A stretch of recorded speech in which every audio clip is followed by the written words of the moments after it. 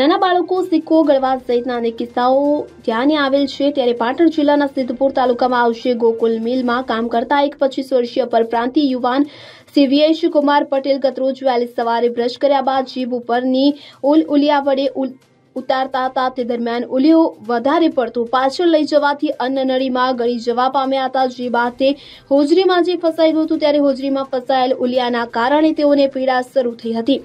આ ઘટનાની જાણ થતાં જ તેઓના સાથે કામ કરતા કર્મચારી સિવ્યેશને તાત્કાલિક સિદ્ધપુર એક ખાનગી દવાખાને લઈ ગયા હતા। જે બાદ તેઓનો એક્સરે કરાવતા ઉલિયો હોજરીમાં અંદર જોવા મળી આવતા તેમને સિટી હોસ્પિટલ ખાતે રિફર કરવામાં આવ્યા હતા કે ત્યાં તેઓની સારવાર કરતા જ એક્સરેમાં ઉલિયો હોજરીમાં જોવા મળી આવતા હોસ્પિટલના ફરજ પરના ડોક્ટર હિતેશ પંચીવાલાએ એન્ડોસ્કોપીની મદદથી 10 મિનિટમાં ગળામાંથી ઉલિયું બહાર કાઢ્યું હતું। ત્યારે આ બાબતે ડોક્ટરને પૂછતા તેઓ જણાવ્યું હતું કે આ કિસ્સો અત્યાર સુધીના ક્યારે કોઈએ નહીં સાંભળ્યો હોય તેવો આ કિસ્સો બન્યો છે। તો ગળામાંથી ઉલિયું બહાર કાઢી દર્દી સિવ્યેશને 1 કલાકમાં રજા આપી ઘરે મોકલી આપવામાં આવ્યા હતા।